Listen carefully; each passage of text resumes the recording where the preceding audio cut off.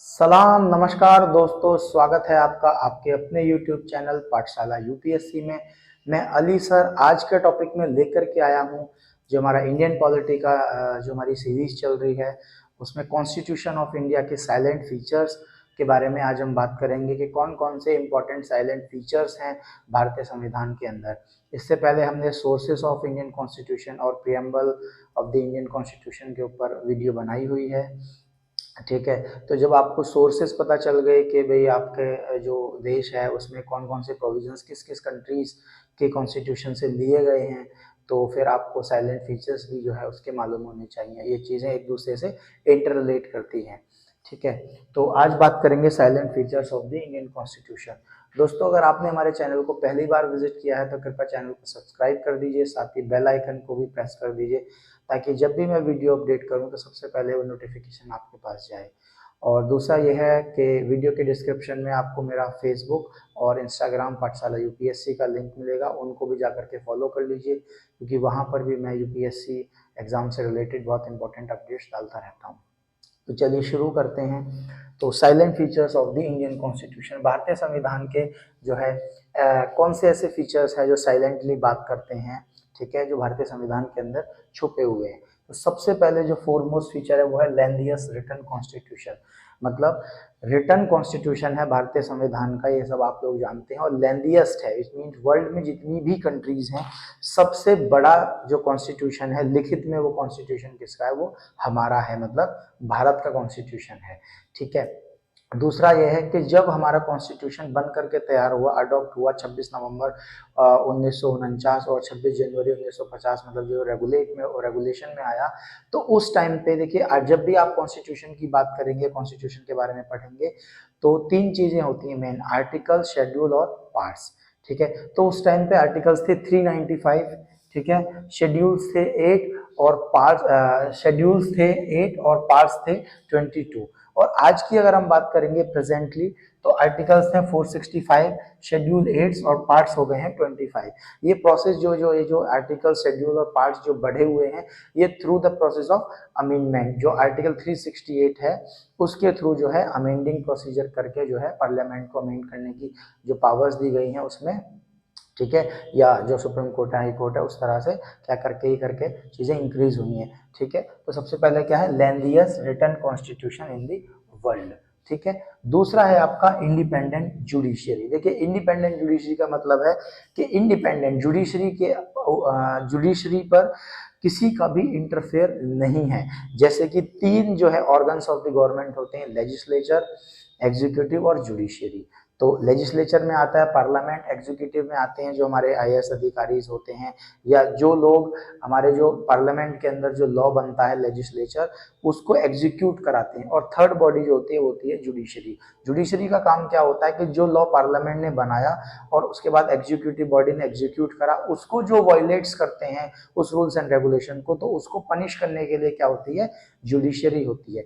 तो जुडिशरी को इंडिपेंडेंट रखा गया। जुडिशरी को इसलिए इंडिपेंडेंस रखा गया क्योंकि जुडिशरी जो है, न्यायपालिका जो है, उसके समान जो है, उसके समक्ष सब बराबर हैं, चाहे वो सांसद है, विधायक है, मुख्यमंत्री है, प्रधानमंत्री है, कैबिनेट मिनिस्टर है, या राष्ट्रपति है, खुद जुडिशरी का बंदा है, जज है या कोई भी है, ठीक है, वो क्या है, बराबर हैं सब। तो इंडिपेंडेंट जुडिशरी इसलिए रखी गई ताकि एग्जीक्यूटिव और लेजिस्लेचर का कोई इंटरफेयर उसमें ना हो सके, क्योंकि पता चला कि कल को कोई पॉलिटिशियन है या कोई जुडिशियल बंदा है या कोई एडमिनिस्ट्रेटिव का बंदा है, वो क्या कर रहा है कि गलत कर रहा है और जुडिशरी उसे सपोर्ट कर रही है, तो ऐसा नहीं है। इसलिए क्या कहा गया, इंडिपेंडेंट जुडिशरी, तो एग्जीक्यूटिव और लेजिस्लेटर से फ्री।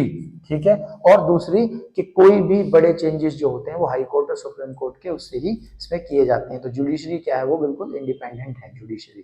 ठीक है, थर्ड है आपका सेकुलर स्टेट। देखिए सेकुलर स्टेट मैंने प्रियम्बल के अंदर भी बताया था कि सेकुलर वर्ड को 42nd अमेंडमेंट एक्ट 1976 के तहत जो है इंसर्ट किया गया, तीन वर्ड्स को इंसर्ट किया गया था, जो प्रियम्बल के लिए मैंने वीडियो बनाई थी, उसमें आप जाकर के देख सकते हो।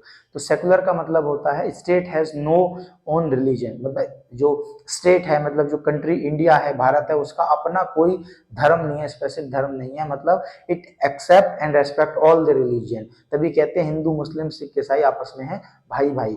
ठीक है, तो ये इसीलिए कहा गया है क्योंकि भारत का अपना कोई रिलीजन नहीं है। ठीक है, वो सभी रिलीजन्स को एक्सेप्ट करता है और सभी की रिलीजन्स की रेस्पेक्ट करता है, ठीक है, इसीलिए जो सारी चीजें हैं, तो क्या है, सेकुलर स्टेट है।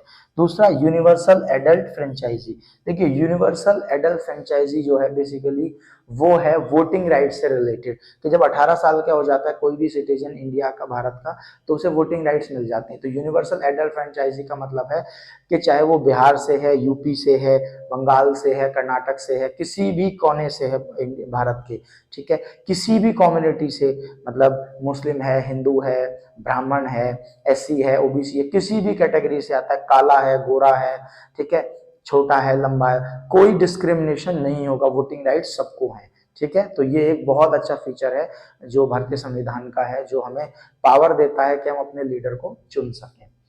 उसके बाद आ गया blend of rigidity and flexibility. देखिए, रिजिडिटी एंड फ्लेक्सिबिलिटी, फ्लेक्सिबिलिटी का मतलब होता है लचीलापन और रिजिडिटी का मतलब होता है कठोरता। तो कठोरता और लचीलेपन का एक ब्लेंड है, ठीक है, हार्ड एंड सॉफ्ट दोनों। इसलिए यह है कि भारतीय संविधान के अंदर कुछ चीजें ऐसी हैं, कुछ चीजें ऐसी हैं जो बहुत सॉफ्टली अमेंड हो जाती हैं, कुछ चीजें ऐसी हैं जो बहुत ही हार्डली अमेंड होती हैं। पार्लियामेंट से जाओ, प्रेसिडेंट से कराओ, एक प्रोसीजर निकलवाओ, बिल पास कराओ, ठीक है, राज्यसभा, लोकसभा, बहुत सारी चीजें हो जाती है। अगर एक भी पिलर मना कर देता है या एग्री नहीं होता है तो वो चीज क्या होती है, सक्सेसफुल नहीं होती है, ठीक है।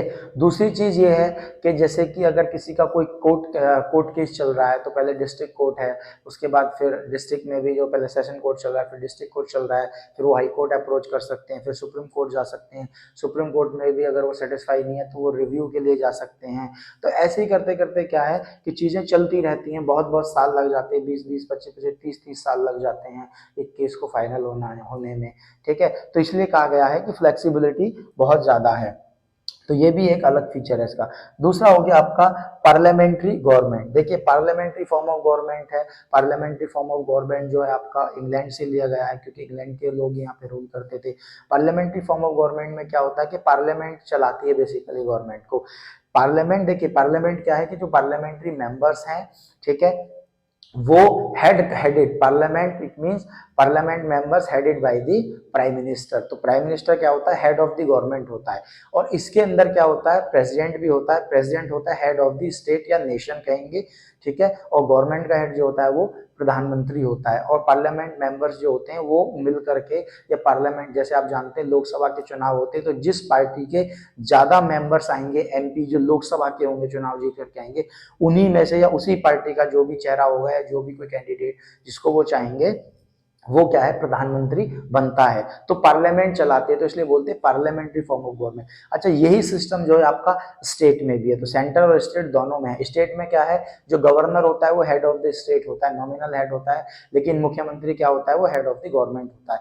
जैसे यहाँ पे सेंटर में एमपीज होते हैं लोकसभा के, ऐसे ही वहां पे एमएलए होते हैं, मेंबर ऑफ लेजिस्लेटिव असेंबली, ठीक है। तो सेम प्रोसीजर ये है, तो पार्लियामेंट्री फॉर्म ऑफ गवर्नमेंट है। उसके बाद हो गया इमरजेंसी प्रोविजन, जो हमारा जर्मनी से लिया गया है इमरजेंसी प्रोविजन। देखिए, 3 तरह की इमरजेंसीज होते हैं, नेशनल इमरजेंसी, फाइनेंशियल इमरजेंसी और स्टेट इमरजेंसी, ठीक है। तो ये फाइनेंशियल तो वित्तीय इमरजेंसी है, अगर फाइनेंस को लेके कोई इमरजेंसी लग जाए, ठीक है। नेशनल इमरजेंसी है तो मतलब पूरे देश में, अगर कोई मान लीजिए बाहर का कोई देश, मान लीजिए चाइना है या पाकिस्तान है या रशिया है या बहुत सारी कंट्रीज हैं, नेबरिंग कंट्रीज हैं या अदर कंट्रीज हैं जिनसे टॉक ऑफ वार चलता रहता है, जैसे कि रिसेंटली कनाडा से भी इंडिया का काफी चल रहा था चीजों को लेकर के खालिस्तानी मुद्दे पे, ठीक है। तो वहां से अगर कोई कंट्री हमारे यहाँ पे वॉर कर देती है, आक्रमण कर देती है, तो क्या लग जाएगी, नेशनल इमरजेंसी लग जाएगी।